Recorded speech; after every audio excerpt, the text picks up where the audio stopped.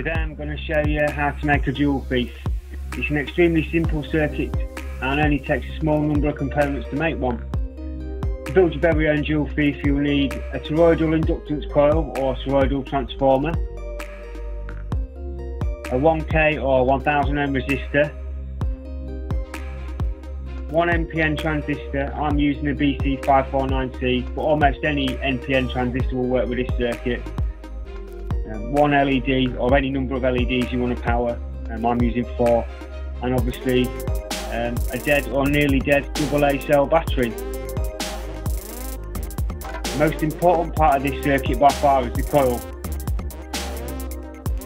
I've already made a video on how to make a toroidal inductor coil or toroidal transformer, so I won't demonstrate that now, but that video shows you exactly how to make them and gives you an explanation of how they work.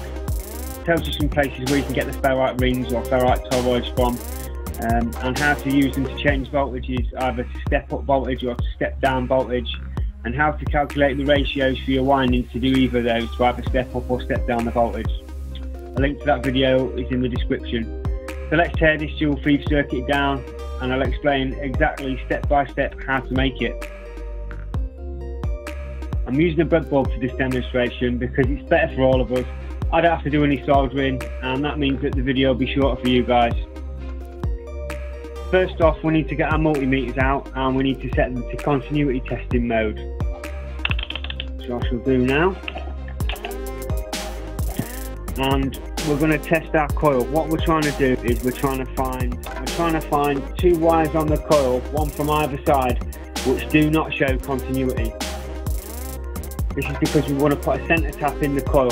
Well, basically a centre tap is joining the 2 windings up at the centre point of the coil. So I'll get the positive and negative probes and we will just test. So if we hear a beep, we know we've got it wrong.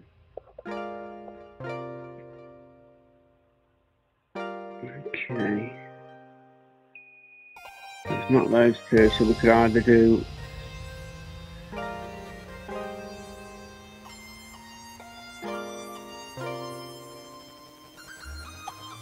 so I'm going to pick those 2 for this demonstration. Okay, so we pick those 2 wires. So we would either solder those together or twist them together. However, because I'm using a breadboard, I don't need to do that. I'm going to end up putting both of those wires into column 1 of this breadboard. So into column 1, they go, like so. Then I'm going to miss a column, and we're going to put one of the other wires into column 3. Ever so fiddly this, but we'll get there. Column 3 and the other one into column 4. I don't know how well this will show up on the video, but into column 4, like that.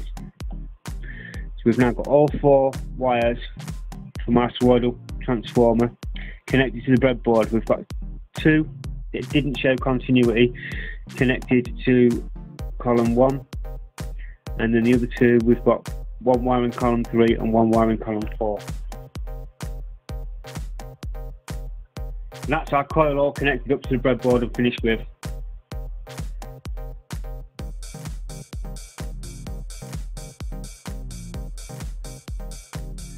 Next we're going to add our 1K resistor, and that is going to go in column 3.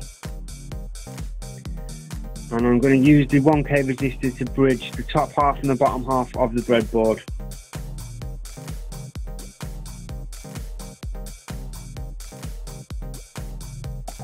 On column 3.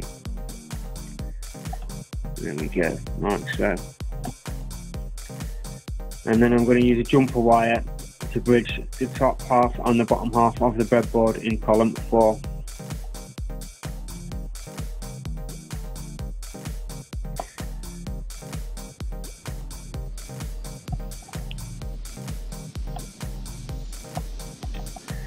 like that. So we've got 2 from the coil in column 1, 1 from the coil in column 3, resistor in column 3, 1 from the coil in column 4. We've bridged the top half and the bottom half of the breadboard, one with the on column 2 with the resistor, column 4 with a jumper wire. Next comes our transistor. On this transistor, the left pin is the collector, the middle pin is the base, and the right pin is the emitter. Now, if you're using a transistor that you've taken from some old or broken electronics, you need to test the transistor. Most multimeters have a transistor tester on them nowadays. Certainly mine does, and it was only cheap. It was less than £10 from Amazon. And B, you'll need to find a data sheet for the transistor that you're using, so that you know which pin is the collector, which is the base, and which is the emitter. Most transistors will have the middle pin as the base, but this isn't always the case. So just type in the part number of the transistor you're using into Google, followed by the words transistor and data sheet, and you should be able to find what you're looking for fairly quickly. For example, I type in BC549C transistor data sheet, and it would show up fairly near the top of the search results. We're going to put the transistor into the breadboard now, and we're going to put the base, the middle pin, into column 3. That means the emitter is in column 4 and the collector is in column 2. And now connect up our power source, our battery. This is just a AA, and all I've done is sellotaped 2 wires onto it so that I don't have to mess about holding the wires on for this demonstration. Okay, so the positive is going to go into column 1 in the top half of the breadboard, and the negative is going to go into column 2 in the bottom half of the breadboard. So that's our power source all connected up now. Next, let's shine some light onto our Joule Freeze project and add some LEDs. The positive terminal, or the anode of our LEDs, will be put into column 4 and the cathode into column 2. And as you put the LEDs in, you'll see they will light up. So you don't have to stop at one LED, you can carry on going. Now obviously there wouldn't be enough power in that battery, there wouldn't be enough voltage to light these LEDs under normal circumstances, which is exactly why this Joule Freeze circuit can be quite useful. We've got 3 in there so far, and I can fit 1 more in, so I will put 1 more in.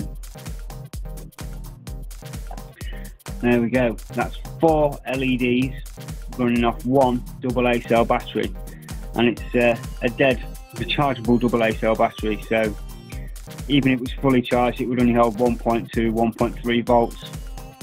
I don't think I've charged that for about a year, and it's been in my television remote, so it's going to be fairly dead. I haven't checked the voltage of it, but it is going to be fairly dead.